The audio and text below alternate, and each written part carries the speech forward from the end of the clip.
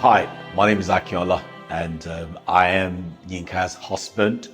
We've been married for 17 years now, and it's been amazing just watching her develop in her music career and her music ministry. And it's been amazing seeing how her niche in music seems to have developed over a period of time, and how that is creating a kind of followership, which is really great to see over the years. My name is Krista Dunev and I play the violin. I was introduced to this project by a small feeling of Inka's passion in a way, because she was introducing me to the idea that she wants to have these very meaningful recordings for her. And the more I got to know the project, the more I fell in love with the project, because it means so much to her. But also I really appreciated the fact that she wanted to sing it in her native tongue. When Yinka started talking about the project Ore, and coming from a Methodist church background, the intensity and the depth of the message in the entire project, I took time to think about them. And when I sang the lyrics and sang the music, they actually meant something I know the listeners will engage with. And it will be something that will thought provoke people to actually think deeper about the nature of God, about the blessings of God and the personality of God. So I've been involved right from the beginning. Where I was on set. I was the one giving water to everybody and just making sure everything was okay. And I could see how much it really meant to Yinka and to everyone that were on set to ensure that this project, become a success. This project started last year, and there was a lot of effort which went into it. Started with trying to find the right location, because I think location is quite important. The acoustic had to be on point, and it must have the right ambience and the right kind of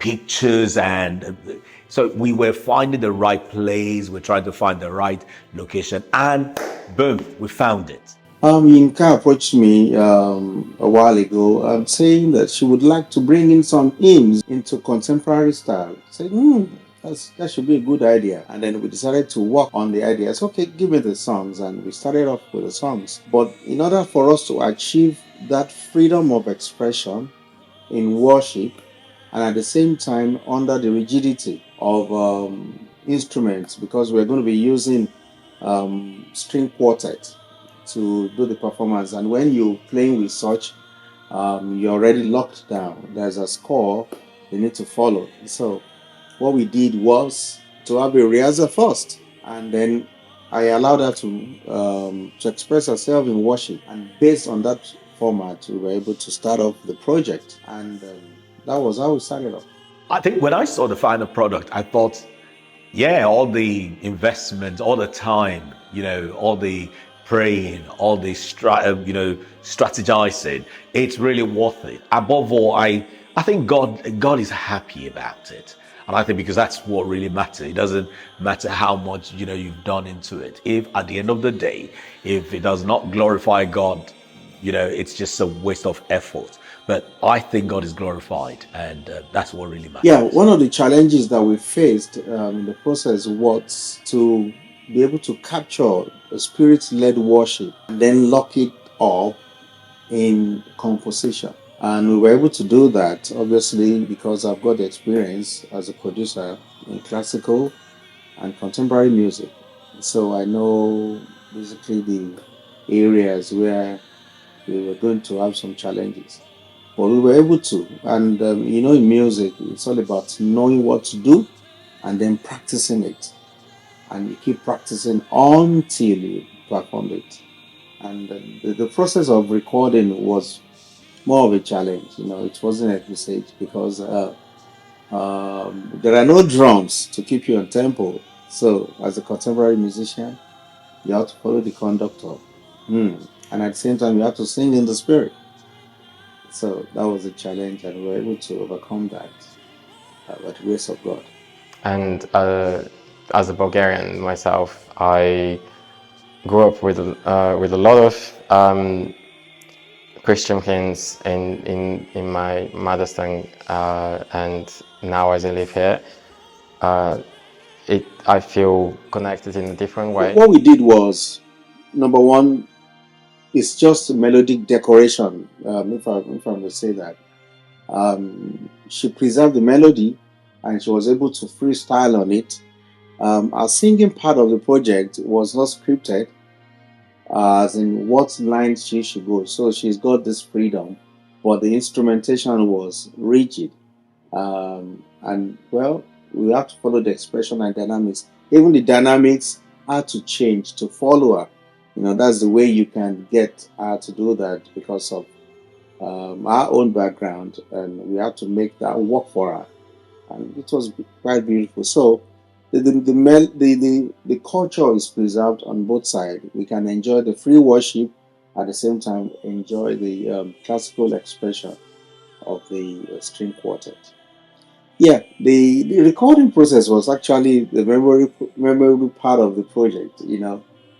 She was literally following me as the conductor, and well, we were able to pull it off. It wasn't easy, because it's a mixture of two different backgrounds, contemporary and a classical. She was able to. She walked. I mean, what she was going to be watching is not compared to what we went through. We had a beautiful time.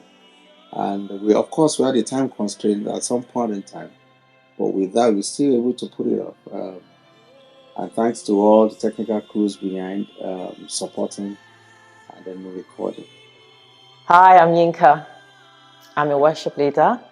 I just love to worship, and just to worship in my home space, actually. But I always find myself on stage somehow, miraculously. With so much nerves, of course. Ore Hymn Medley is a Yoruba hymn with 4 strings. How did this happen? I just hear voices, strings, orchestra in my head. Just even in my sleep, host of angels singing. And I just think it's something I just need to enjoy with the presence of God. But this voice, this singing, keeps ringing in my ears and doesn't stop. So I knew God wanted me to do something about it. But it felt so scary. It felt impossible. And I think what I started to do was look for it. Someone must have done this. It must have been out there. But I just felt this is something that God wanted me to do. It was personal to me. It was fresh. It was new. It was about bringing the old into the new and continuing the generations to come to experience the beauty, the depth of real worship, lyrical worship in form of hymns. And that's what I call it. And so we did Yoruba hymn, Ore, with 4 strings. And I'm excited to share it with you. The message is clear enough, and the music is simple enough. And in the spirit of worship, that is the most important part of it. The classical music was delivered in the spirit of music, the spirit of worship. So there's no question about that. And this is an eye opener to everyone that loves to do this. It's possible to have all the expressions. Music is one language, but being expressed in different generations. So we're able to sync the old generation to the new generation. And it's a beautiful project. I'm looking forward, and I want you to look forward to this video. It's going to bless your heart. It's a lovely project because I got to bring few of my friends that I also playing different projects and concerts and recordings.